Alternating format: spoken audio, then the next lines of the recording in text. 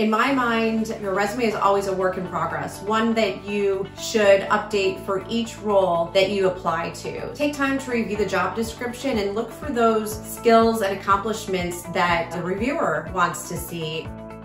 My name is Amy Hansen and I'm part of the talent acquisition team. I'm looking forward to speaking with you a little more today about our hiring process, and I hope it leaves you feeling a little bit more comfortable and confident in submitting your application.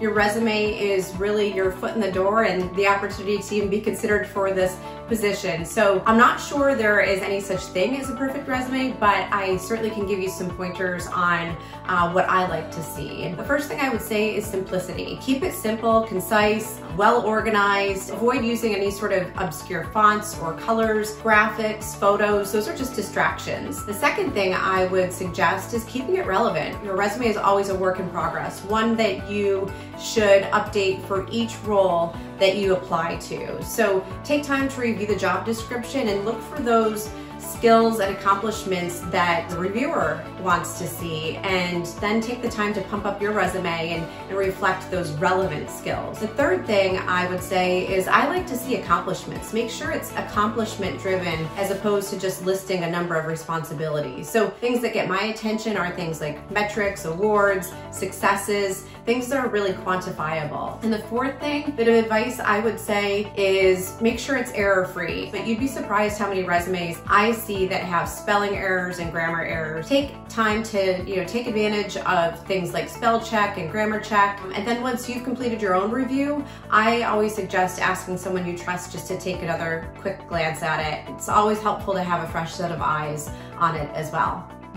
So how many stages make up our interview process? So this does vary across the organization a bit, just pending the level and nature of the hire. However, we do standardize the process so that each candidate is ensured they're having the same experience as it relates to the number of steps, the interview team, and the competencies that are assessed each step of the way. We do refer to 3 different stages within the process. That's the recruiter screen stage, the hiring manager screen, and then we move into the interview team. Within the recruiter screen stage, that's where you will have your first interaction with the talent acquisition teams. That may be myself or one of my fantastic teammates.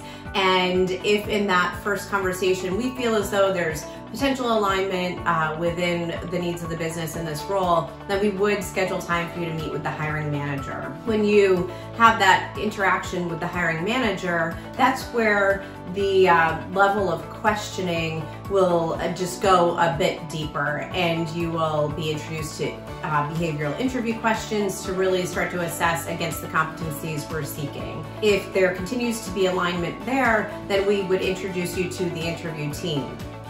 When you're preparing for an interview, I suggest to take a look at the job description and see if there might be any core competencies that stand out to you in that job description. As you're thinking about how to formulate your responses, I advise using the STAR technique. And STAR is an acronym, S-T-A-R. It stands for situation, task, action, and result. So it's just a way of organizing your response to ensure that you're giving a solid and well-rounded, example-driven response. Think about the situation, what was the goal you were working towards, what actions did you take, and what was the outcome? What was the positive outcome? So one of the most common questions I get from candidates is, tell me about the culture at Veracode, or what do you enjoy about working at Veracode? And I sometimes feel like it's a bit of a cop-out when I respond by saying it's people, but it's true, it is the people.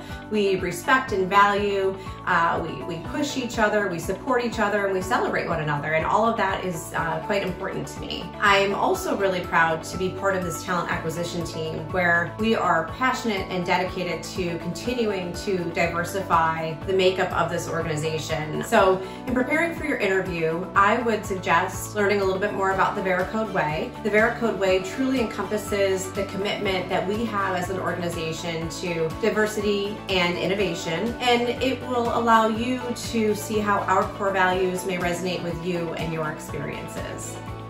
Thank you for spending some time with me today. If you're interested in becoming a Veracoder, you can find all of our open positions on our website. I also invite you to connect with me on LinkedIn, and I hope that I have the opportunity to speak with you.